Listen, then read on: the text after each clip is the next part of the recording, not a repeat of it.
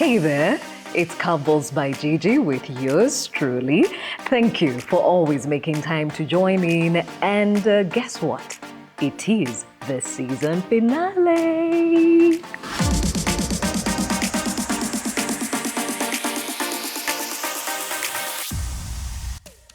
I've done many difficult things in my life. You beat cancer, thank God. That's why you're here today. Yeah. With a 6 months exit date. What? When I turned 40, they say life begins. Mine felt like it was ending. You cannot be a church official and behaving like this. And then the church actually comes and covers it. Oh my gosh, my miracle baby. It's been a tough journey. It's been tough. You know, when we started this season, I honestly did not know how it would go. I just knew we needed to tell real stories, the kind that make you stop, think, feel seen, and maybe find healing. And wow, what a journey it's been, from the laughter to the tears, the different curveballs, and the comebacks. Oh, those comebacks. Every episode reminded us how human we all are. It's been messy, beautiful, sometimes hard, but so worth it. Every step of the way made sense as we took each journey with us. Can you believe it's the end of season 1 of Curveballs by Gigi? I mean, it was just the other day, to be precise, June 3rd, 2025. And to be honest, it feels a little emotional sitting here and thinking about how far we've come. You see, when I thought of this idea, Curveballs, I just wanted to create a space for honest conversations. You know, no filters, no pretending, just real people, real stories. And that is why it was so clear to me that I needed to show you what that meant by sharing my own experience as a single mom navigating work, life, and parenting. And the fact that you've been here 5 months down the line, watching, listening, sending messages, sharing how these stories resonated with you means the world to me. Because that's what this whole idea was about. Insight on the shared humanity that connects us all.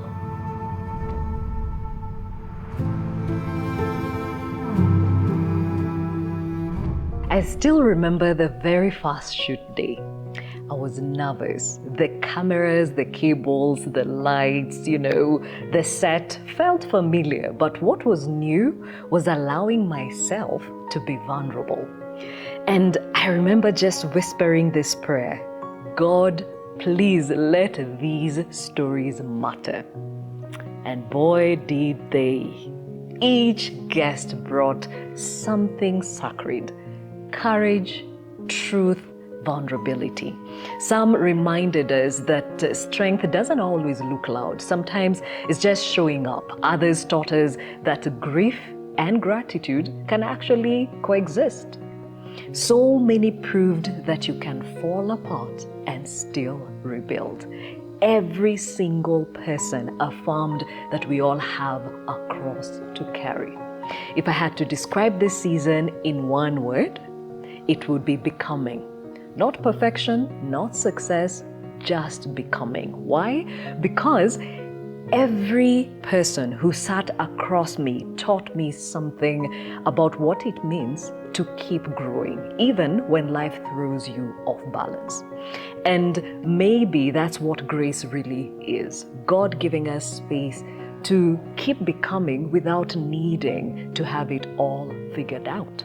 Speaking of which, today I'd like to share a story that is close to my heart and informs a lot about how I show up.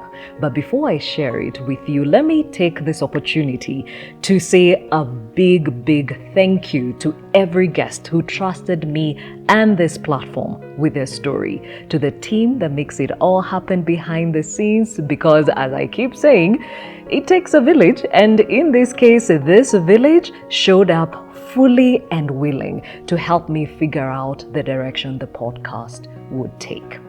And a special big thank you to you, our community, for holding space for these stories, for holding space for me even after seeing me in a different light, and for holding space for each other, because that's what Curveballs has become, a reminder that we are not alone, that even in the unexpected, we can find purpose, healing, and a reason to keep going. Remember, it's all about when life happens.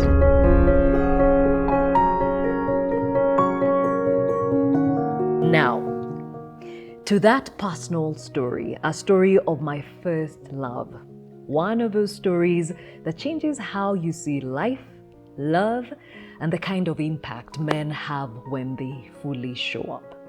And maybe that's why having men on Curveballs this season meant so much to me. We had 4 amazing guys sit right here, opening up about fear, loss, failure, and about trying to be strong in a world that doesn't give you room to be soft. Each one of them helped shift the narrative, showing that vulnerability isn't weakness, it's actually courage. In many ways, their stories reminded me of my dear late dad. The strength he carried, the weight of his presence, and the love that lingered long after he was gone. So, let me give you context. I was born and raised in Nakuru County, now Nakuru City. It's a very cosmopolitan town, and I loved everything about growing up there. I'm also the firstborn of 3 siblings in my family, and the only girl. So you can imagine that dad-daughter relationship, we were very tight. I was named after his mother. So Njeri is my middle name. So you can imagine being Mami, which is what he used to call me, just made that relationship extra special. At least to me it was. And it really made us connect. So my dad, let me give you an idea of who he was. He wasn't loud, he wasn't flashy, but he was the kind of guy you couldn't ignore if you entered the room and he was in it, or if you walked into a room. He was charming, and I remember thinking, because he was in the insurance industry, that he literally had the ability to sell you sand in the desert. That's how good he was. And he was a hard worker. He was a proponent of the same saying, you've got to show up, you've got to put in the work. What you sow is what you reap.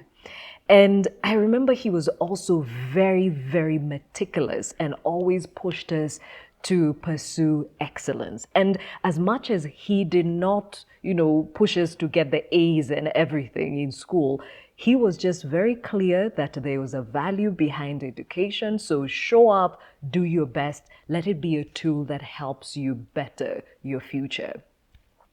And apart from that, I remember he also was very adamant about discipline. Discipline and respect, those were non-negotiables. I remember if there's something that he was so clear about, he always said, liars and thieves are one and the same people.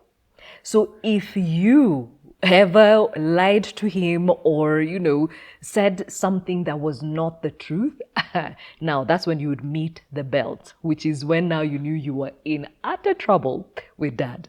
So what I'm trying to say is he wasn't a perfect guy, but he was very driven by certain values that he also modeled to us as his kids.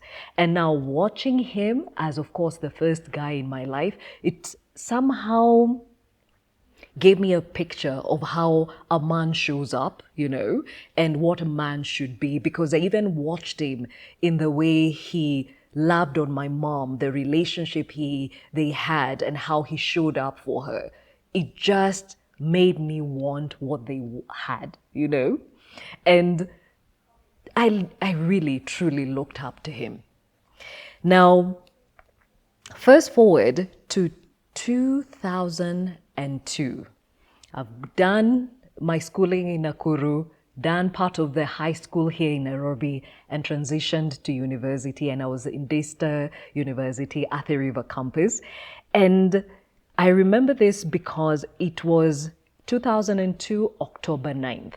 This day, for some reason, I was so unsettled, very unsettled. You know the butterflies in your stomach that just don't cease when something is happening? That happens to me a lot. And this particular day, they just wouldn't cease. I was restless. I couldn't focus on what needs to be done. And I remember in campus, I don't know what exactly was going on, but gearing up to Moi Day, there was an event that was happening, and there was the air was filled with a festive mood, you know.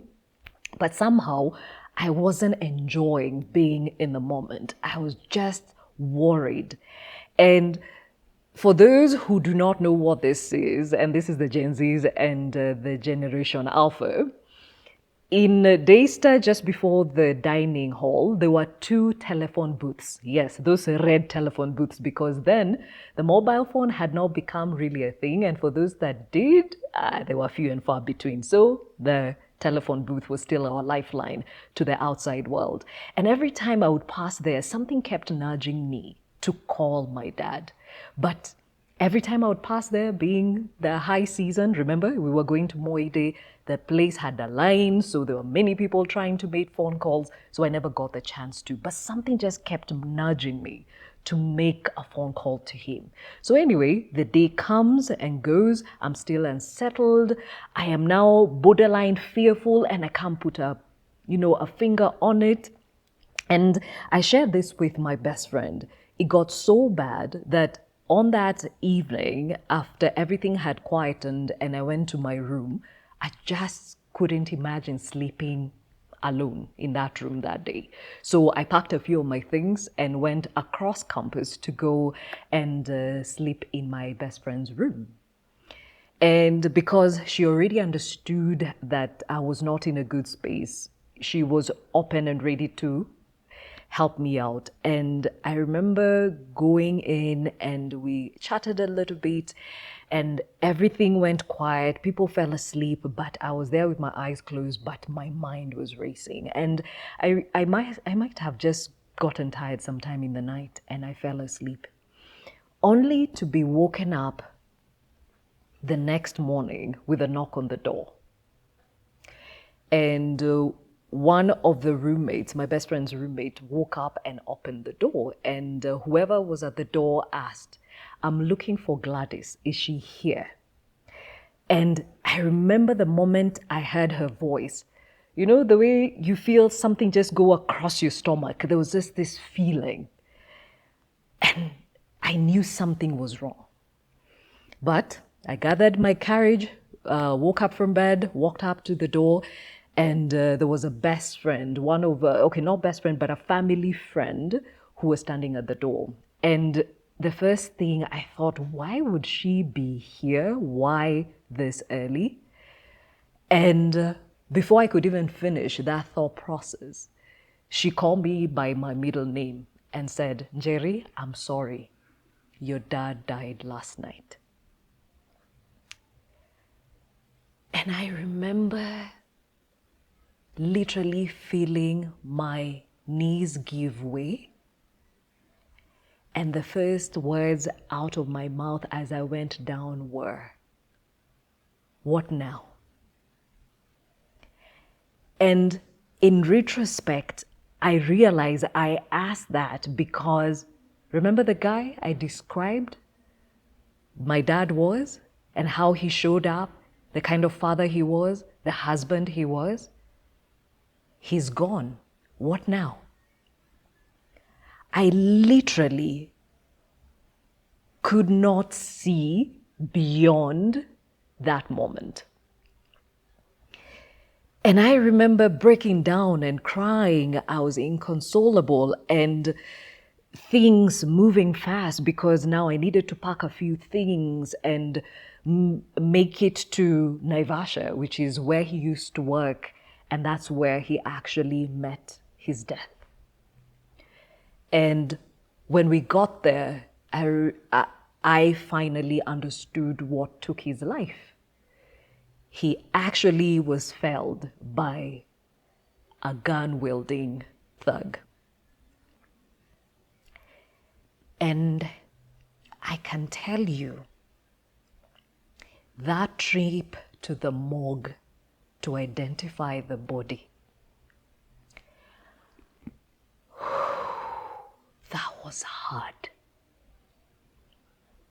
That was hard. To see him lying lifeless and cold was a confirmation my superhero was gone. I remember touching him and a part of me thinking, he will wake up, perhaps he will hear me. And when I called Dad, he didn't flinch. And I can tell you, it is at that particular moment that I felt that a covering had been removed. I don't know how I can express this. I don't know how I can describe this. Anyone who's lost a parent, and in this case, a father, when they say a father brings protection, it just felt like somebody had removed that covering, that shield. And thinking that he's no longer there to advise me when I need it, my best friend is gone.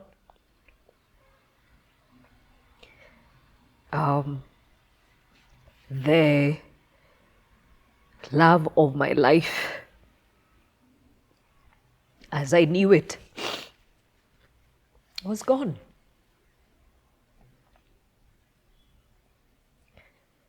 That was difficult. Because the thing about losing a loved one is they're gone, you're mourning, there's all this activity happening, around you to move forward the plans to lay him to rest. So you're left to your thoughts, but you're also playing this part. And especially, remember I told you I'm a firstborn? You're playing this part to ensure that you're catering to everyone. Being a support system to your mother, as she also figures out what next. Trying to figure out the flowers, the outfits. Looking out for my younger brothers who are really young at that point and still wondering, what now? Where does life go from here? I can honestly tell you, to date, I can't really give you a full picture of how I was able to go through the days after burying him and going back to university, because it was also the exam season, and seeing that he had died a semester to me graduating. There were all these final projects that I needed to do, all these things that needed to happen to ensure that I finish well. And at this point, all I was thinking is, we cannot waste that school fees. Daystar University is a private university. The school fees is hefty. So we cannot waste this. I cannot imagine my mother having to start scrounging again to pay for another semester lost. And somehow I was able to hack it. We finished campus. I remember many times in campus, in the TV room, trying to numb the feeling just in front of the TV. Many, many, many days and nights in the library trying to figure out the projects and still going about in these days. And just struggling to naturally be me, do things that came easy to me. I just wanted to be alone. I wanted to be... The world just didn't make sense. It just didn't make sense anymore. But hey, again, what kept me going is the thought of not going back home to ask my mother for pocket money. I just wanted her to now focus on raising these two boys, see them through school, me with this gift of education that my dad had given me, or they had given me. I would use it to get a job and ensure that we had what it needed or was needed to see us through the rest of the time. And so I decided to put on my big pants, big girl pants, finish campus, find a job, and make sure that we were taken care of. This thing about being a firstborn, we don't talk enough about how somehow the nuance that you're the first child makes you think that you automatically should be in charge. Because that's what I did. I automatically tried to fill his shoes by making the weight lighter on my mom and just make sure that everything kept going. So find a job, make sure you take care of yourself so that she can cater for other things. And all this to say that losing my dad was one of the hardest curveballs life ever threw at me. I was lost. I was grieving, and I was still trying to figure it out. The thing about grief is that it has no script, it has no roadmap. You just know that things will never be the same, but you still need to show up. So you can imagine, as I said, I'm a young adult being launched into the world with this heaviness, but I still have to make it work. So thankfully, God was so faithful that I was able to get internship that led into a job. And that's how I ended up with having my first job on radio. And I must say, I found a lot of hope and strength in the inspirational content and the gospel music that I churned out every 5 a.m. in the morning on that show, and of course Sunday morning 6 to 9. And it really must have been what kept me going every single day. But I remember even then, as much as this gave me life, whenever I would think about the fact that there was somebody who was no longer there, it stung. But when I immersed myself in work, it made it a little bit easier. So I found work as a coping mechanism. And as I said, grief is a different animal. It never knocks on the door, it just has a way of showing up.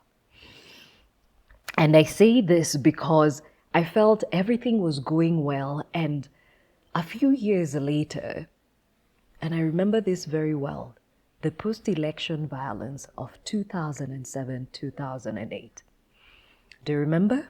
Born and raised in Nakuru County. And you remember how hot things were in that county. And having grown up in the Rift Valley, this wasn't the first post-election violence I was experiencing.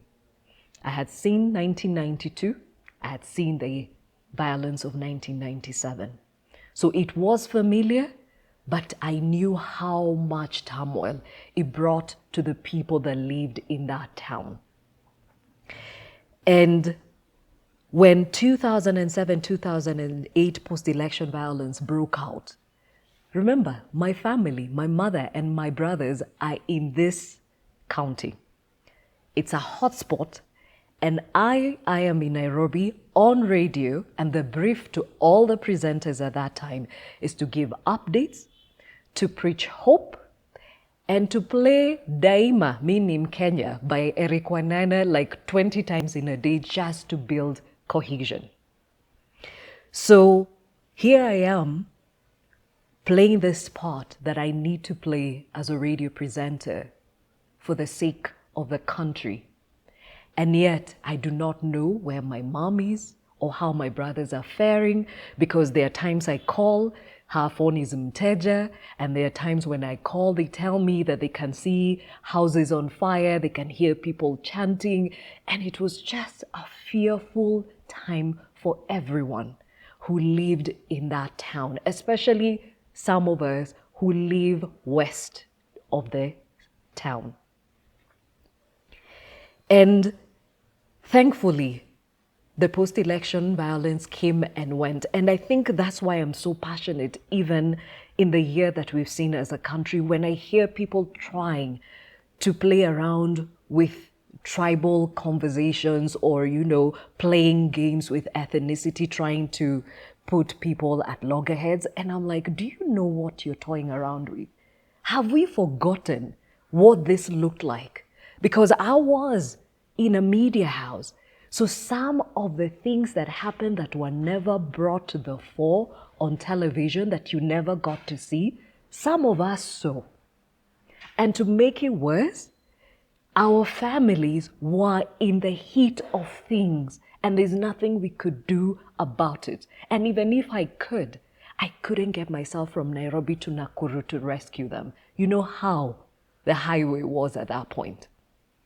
So imagining trying to show up at work a certain way to fulfill a certain role, and you do not know the safety of your own family and what that costed the nation as a whole, I'm like, no.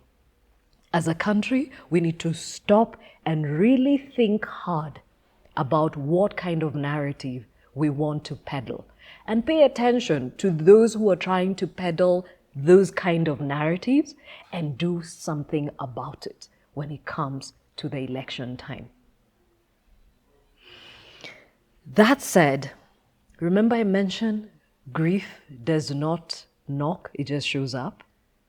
So when everything had quietened down and there was some semblance of normalcy creeping back into our country, I remember the rest of that 2008, I just wasn't okay. Seeing that I had this morning show, it meant that I was in the office at 4:30, execute the 5 to 6 a.m. show, and after that I was open or free to leave and go do whatever else I needed to do. Things were flexy at that time. And I remember wanting to just do exactly that. Wake up in the morning. When I would get into the transport vehicle because we would be picked up, I barely said anything beyond hi. I didn't mingle with anyone, got into the studio, showed up, played gospel music, shared inspirational content. 6 p.m., when the breakfast show host was there, I would leave the station, run home, enter my bed, and just sleep. I just wanted to sleep so much. I didn't open my curtains for days on end. I barely ate. And when I was awake because I was tired of sleeping, I was just binge watching. Of course, back in the day, some of these things you didn't really give it a name. So I didn't even know that I was grieving. I was dealing with grief. But it looks like that whole post-election violence time triggered something, because I remember wishing that if my dad was around, he would know what to do. He would know how best to protect my family, that it would make me feel safer. So I guess it just opened up or gave life to this sleeping giant, the grief of a man that was missing in my life, whom I knew if he was around, he would know what to do. So this is me dealing with everything now. And I didn't know what to call it. All I knew I wasn't okay, and I was doing the best I could with what I had. But let me tell you, in me trying to figure it all out, I almost lost my job, by the way, because this thing of going to work and coming back home to sleep and not doing anything, not being seen at work, not interacting, at some point, because of course you remember it's also the same time that there was this whole recession and the world was going through a financial recession, and companies had to cut down, redundancies were being announced left, right, and center. So companies had to relook their business models. And I was caught up in all that, and I needed to actually, justify why I was being paid a salary to come and do a 1-hour show and go home. So that whole thing just awakened me to the fact that, I need to keep my job because I need to be in a position to provide for my family in case anything went south. And thankfully, I was able to keep my job. And fast forward to now. Would I say that grief is something that I overcame? No. Some of the lessons that I learned along the way is that loss and grief is something you learn to live with. You don't heal from it. You learn to live with it. Many years later, I think I can say that I was able to finally put a name to the big feeling I had, this overwhelming feeling of loss, confusion, just feeling inadequate in other areas just because I was trying to find my footing in the world without my dad in it. And thankfully, I got the help that I needed, therapy, putting a name to it, and just the tool sets to be able to deal with it whenever it showed up. And something that I also began to notice in all of that, there was some things about my dad that lived on through me. I notice in the small ways of how I show up, how I see people first before the titles they carry, in the way I value family, hard work, loyalty, honesty, excellence. All these are things he modeled for me. I saw how he lived on through how I derive joy in the simplest of things. It doesn't take much for me to be happy and content. In how I value community, how I hold space for people, how I see the best in people until they prove me otherwise. It's a good thing and a bad thing, depending on how you look at it. But still, it helps me see more than just what's being said or done. And I guess that's the gift he left me. And even to sit here and bring Curveballs by Gigi to you is an extension of some of those values that he left within me. And about the grief, for those that are wondering, it is 23 years later. Yes, October 9th this year. It marked 23 years. And I've just learned to live with it. There are days and months that go by when I don't think about him. And when I do, I think of the memories. It brings a smile to my face.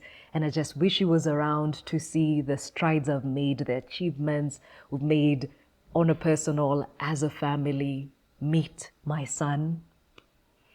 And there are those days when all I want is a hug from my dad. Just an assurance that it will be okay. Where things I see around me, a smell of something, a song here and there, something I read about or I see that just reminds me of him, and I miss him with every fiber of my being. And I'm reminded that it's okay to sit in those feelings. It's okay to miss him. It's okay to want him to be here. But it's also okay to find the strength in the things he taught me and to believe that I have it in me and to rely on God, family, friends, and the community around me to keep putting one foot in front of the other. So just like one of our guests here, Mongera Mutiga, said, you're never too tall or too old to need your father. To the men that graced this season of Curveballs by Gigi, let me name them: Lucas, Michael, Mwongera, and Manolo. Thank you for allowing yourselves to be seen. You showed us that strength and softness can coexist, and that men too carry invisible battles. And when they choose to speak about them, it gives others permission to do the same. It's not been an easy journey for me. Like I would love to do businesses even up to 7 p.m. in the evening, 9, but I can't. I have to cut off everything by 5 p.m. I have to run home, also take care of responsibilities at home. And when you talk about separation, people look at me as a failure. People feel like you're a bad man. So, and also sometimes I feel like maybe I'm not that good man, But I know that at the moment I'm taking care of my children, and they're excelling in life.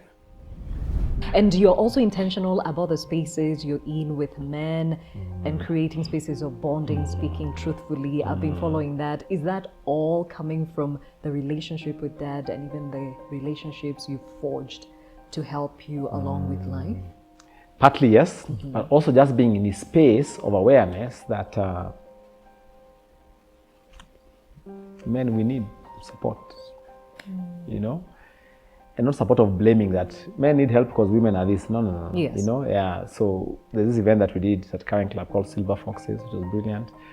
We have another one that we are growing, which is both a podcast and in-person event called Chill and Connect. Just platforms for guys to come and have similar conversations. Yeah. Because many times you carry weight we necessarily should have put down a while back. Yeah. But you've come a long way to get to a point where you have a better understanding of how to handle failure. Yeah. We were all at some point where failure could literally knock you off. And at times it still does to date, where Still does. it shakes you up a little bit. Yeah. When you're alone and it's just Mwongere, have you found yourself kicking yourself, and asking, okay, fine, now where do I go from here? Has it made you doubt your capabilities at some point? Still show up as an executive director, but still thinking, man. Yeah, 100%. Yes to all of those. Again, some of it is my personality and just the navel gazing, where you're always looking at yourself and saying, what did I do wrong? Even while you're going through the situation, before it gets to that point of failure, and being constantly second guessing. That's partly, and it's something I'm working through because it's not healthy. I mean, there's a certain level of conviction that is required to get things done. And there's also the reality that, you're human and you will feel that fear. So yes, I do find myself kicking myself after. My dad is a friend of mine. He was like, "Ay, umekwama huko umefungiwa. Let me try find a way to see how we can work this thing. Nione kama unaweza rudi Nairobi." I told him no. Told me niko poa, niache tu hapa. Already that for me was, hata yeye alikuwa like, that for me was, man. You just wanted to be alone. I just want to be alone. Sometimes I just stay in the room, no curtains, nothing, no curtains drawn, no light, just chilling and just thinking. Sani nini I do? Then you start those questions for, what was I made to do by in the first place? Was I made to do this thing I'm doing? You question everything. Again. You question everything again. So that it really took a toll by there. I wasn't eating, constant headaches, lost a lot of weight, lost a lot of faith in myself, lost a lot of, I was back at that place for, all I've been building is crumbling down. Something that is so important to remember, especially this November, as we mark the Men's Mental Health Awareness Month, which highlights the importance of conversation and support. So again, thank you for showing the way. Now, one of the lessons that this season has taught me is that curveballs are not detours, they are invitations. Invitations to slow down, to listen, to grow. Every guest who sat here carried something heavy, but they also carried hope and a lesson. So now I can look back and tell a younger one, I'm sorry that I took you through some places. And I'm sorry that you've had to fight day in, day out medically. But now you do have a power and authority to not only look back with gladness, but paint a picture for those coming after you. After going through all these things in my life, it's made me come to a point, and the Bible is one book that I really hold on to dearly. And I can't really frame the exact words, but this part in the Bible which says that it's not that when you're a Christian or when you're my children, you're not going to go through all these things. Oh, he says you will suffer as I did. Exactly. You will suffer. So you're not an exception. You're going to suffer. But then hold on to hope. Hold on to hope. And that's what I would have told Lynette before. Lynette, hold on to hope. I always say I don't look at myself any different from how everyone is. Yeah. Because the moment you allow for that, you will become it. Yeah.